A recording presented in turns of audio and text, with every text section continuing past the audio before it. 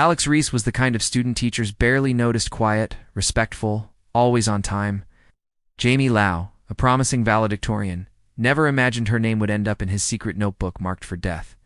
And Orion, a former data analyst turned whistleblower, never thought the system he helped build would unleash the most chilling wave of violence in modern American history. Together, their names would become linked in a twisted web of manipulation, ideology, and orchestrated terror. This is not just a story about mass shootings, it's about how targeted attacks were engineered from the shadows, executed by the unsuspecting, and fueled by forces hiding in plain sight. Pinebridge, Oregon, nestled between forests and quiet hills, had always been known for its simplicity. With a population just under 6,000, it was a town where neighbors waved from porches, school buses passed the same routes every morning, and the loudest sounds at night were crickets. Crime was almost non-existent.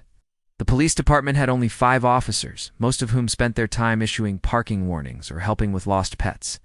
But everything changed on the morning of September 8th. At exactly 9:03 a.m., an explosion ripped through the east wing of Pinebridge High School, shattering windows and triggering alarms. Within seconds, gunshots echoed down the hallways. Students and teachers screamed, running in every direction. Some locked themselves in classrooms. Others tried to escape through emergency exits. Chaos unfolded in under 2 minutes. When first responders arrived, the scene was horrific. Blood-streaked hallways, broken glass everywhere, backpacks scattered like forgotten memories. 5 students and 1 teacher were dead. Several others were wounded. The suspected shooter was found in the library, dead from a self-inflicted gunshot wound. He was identified as 17-year-old Alex Reece, quiet senior who had never once been sent to the principal's office.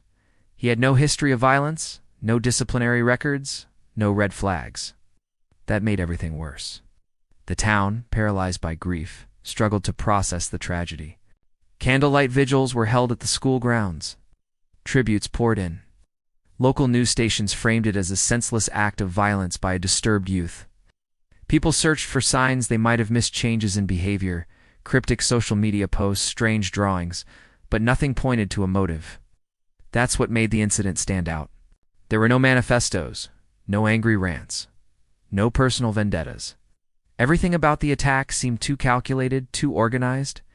Investigators began to suspect there was more to the story. The explosives used in the school's east wing were not simple. They were timed devices using remote triggers, constructed with materials that weren't easy to obtain. The placement suggested planning. Investigators scoured Alex's room for evidence. His laptop had been wiped clean. His phone contained only basic apps and no recent texts or calls. His social media accounts had been deleted hours before the attack.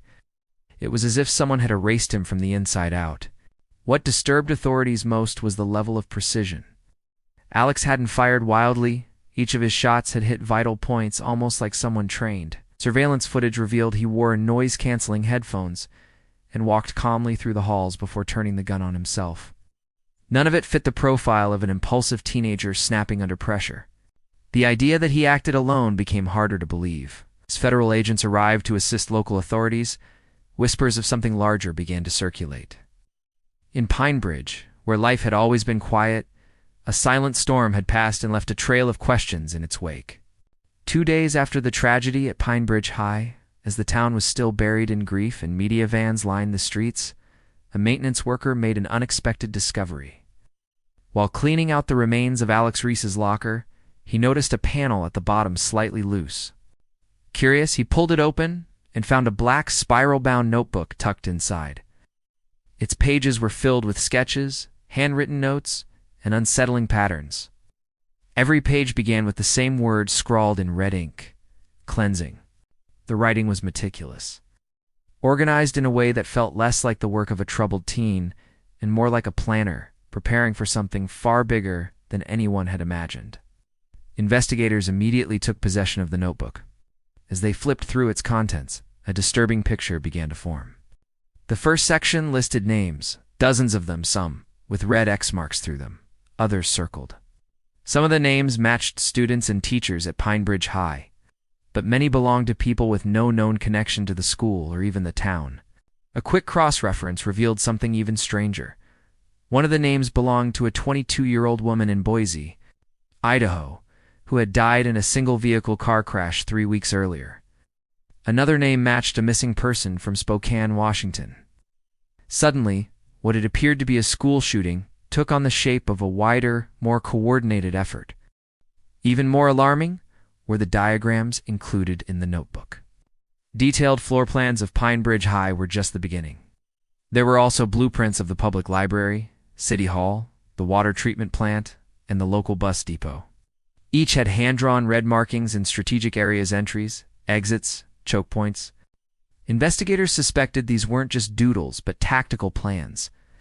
Some of the symbols used in the notebook were unfamiliar, resembling military shorthand or encrypted codes. When the FBI's Behavioral Analysis Unit reviewed the contents, they confirmed that this wasn't the typical product of a lone teenage shooter. The level of structure, the foresight, and the reach of what was written pointed toward external influence. In parallel, digital forensics experts scoured Alex's devices, while his laptop was wiped and his phone cleared of any suspicious activity. A deeper forensic dive revealed that the device had recently connected to an anonymous server known to host dark web activity. The IP addresses linked to encrypted messaging forums hidden from the surface web, where users operated under code names. One such user, confirmed through device fingerprinting to be Alex, had posted cryptic messages weeks prior. The last message sent just 2 days before the shooting read, "Phase 2 complete. Prepare the town for what's next." The existence of this message changed the scope of the investigation entirely. Authorities now feared this was not a standalone event, but part of a phased operation, possibly orchestrated by a broader network. The question was no longer why Alex did it. It was who helped him, how he was recruited, and when the next phase would strike. The sleepy town of Pinebridge had become ground zero in what appeared to be the beginning of a chilling campaign. As the investigation widened, agents from the FBI's Domestic Terrorism Division began linking Pinebridge's tragedy to a broader and more unsettling pattern. Over the past year, 5 major incidents previously treated as isolated acts of violence shared disturbing similarities. A mass stabbing at a commuter hub in Seattle, a car bombing outside a library in Portland, 2 separate shootings at small-town community centers, and an arson attack on a church in Helena, Montana, carried out by individuals under the age of 25, in every case.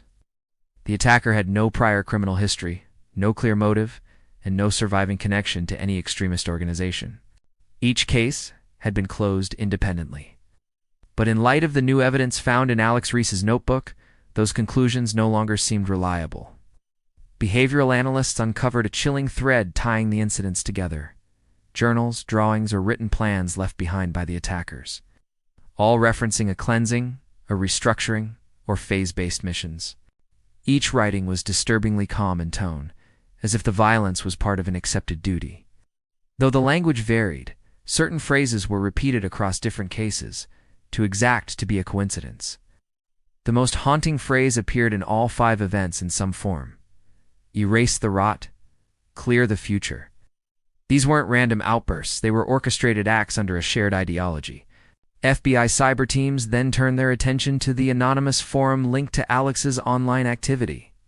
It operated in an encrypted space of the dark web, under the name PaleSun. The platform was cloaked with layers of proxy servers and military-grade encryption. It's designed to hide not just identities, but also its true purpose. Once inside, investigators found threads labeled in cryptic format terms like phase calibration, target mapping, and moral disassociation exercises. Usernames were coded in a way that suggested a hierarchy, with certain accounts consistently providing guidance, while others followed instructions and posted progress updates. In one thread dated months before the Pinebridge attack, a user suspected to be Alex described strategic mapping of a compliant environment, and first live evaluations scheduled on site. Replies followed from other users, offering validation and even technical feedback, like how to optimize signal jammers and timing mechanisms. These weren't amateur radicals, they were part of a system, perhaps even trained. Alarmingly, the forum also contained regional subgroups, each discussing logistics, map coordinates, and test drills. FBI analysts concluded that PaleSun was far more than a radicalized chat room. It operated like a decentralized paramilitary training camp, fully online, yet frighteningly effective. To uncover who was behind PaleSun, agents initiated a digital trace across continents. Bouncing through Europe and Southeast Asia, despite intense effort, the server locations changed every 48 hours. Whoever operated PaleSun knew how to stay ahead of law enforcement. Meanwhile, in the real world, another twist emerged. One of the earlier attackers, believed to have acted alone in the Portland library bombing, had received an anonymous $10,000 wire transfer 1 month prior to the attack. The funds came from an untraceable cryptocurrency wallet linked to an offshore shell company. When agents dug deeper into the records, they discovered the same wallet had also made transfers to accounts later tied to 2 other attackers. This was no coincidence, which was funding. And it meant someone was not only guiding the violence but also investing in it. As suspicion grew, the FBI followed the money trail from the cryptocurrency transactions tied to the PaleSun attackers.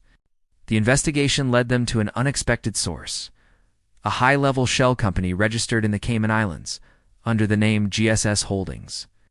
The initials didn't initially raise concern, but a deeper dig uncovered its real identity: Gideon Strategic Solutions, a private intelligence and defense contracting firm with government ties. Known for providing cybersecurity and surveillance systems to both local police departments and private entities, Gideon had built its reputation on offering preemptive threat assessment technology. It was highly respected in security circles and had contracts with over 30 states for their school safety programs. But behind the corporate branding and clean website was a darker story unraveling.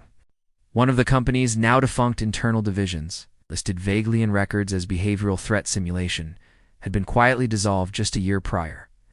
Through whistleblower testimony from a former analyst using the alias Orion, a new theory emerged: Gideon had embedded itself within PaleSun, not to dismantle it, but to experiment with manipulating vulnerable individuals for simulated domestic terror plots. The objective, Orion claimed, was to create predictable patterns of violence that could later be sold as proof of the need for Gideon's proprietary threat prevention systems. The idea was simple but disturbing. Escalate the problem, then sell the solution. Orion described a process that began with profiling online users. Based on browsing habits and psychological assessments conducted through disguised surveys, those deemed susceptible were contacted through masked channels, where handlers would subtly encourage radical thinking under the pretense of ideological awakening. Over time, recruits were pushed toward real-world violence under the impression they were part of a righteous cause. In reality, they were test subjects in a controlled psychological warfare experiment. While Orion admitted not all PaleSun activity could be traced to Gideon, enough overlap existed to suggest significant interference. Records from internal emails hinted at keywords like live simulation, compliance triggers, and narrative alignment, coded language indicating coordinated manipulation.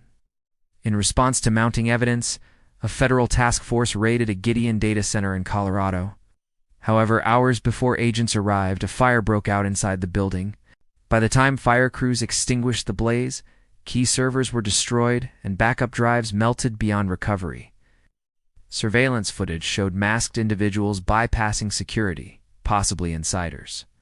The fire was ruled arson, but no arrests were made. Meanwhile, Gideon's CEO resigned suddenly and fled the country, his private jet disappearing from radar over the Caribbean. With the company dissolving and its executives unreachable, investigators turned their attention back to the PaleSun network, but it had gone completely dark. No new activity, no posts, no server activity. The site had vanished, as if it had never existed. Those who had been watching closely believed this silence wasn't a sign of success. It was a warning. Gideon may have crumbled, but the infrastructure it used to influence and radicalize was still out there, fragmented and more unpredictable than ever. The line between corporate manipulation and domestic terrorism had blurred, leaving authorities unsure of how many more pawns remained in play, waiting silently for orders.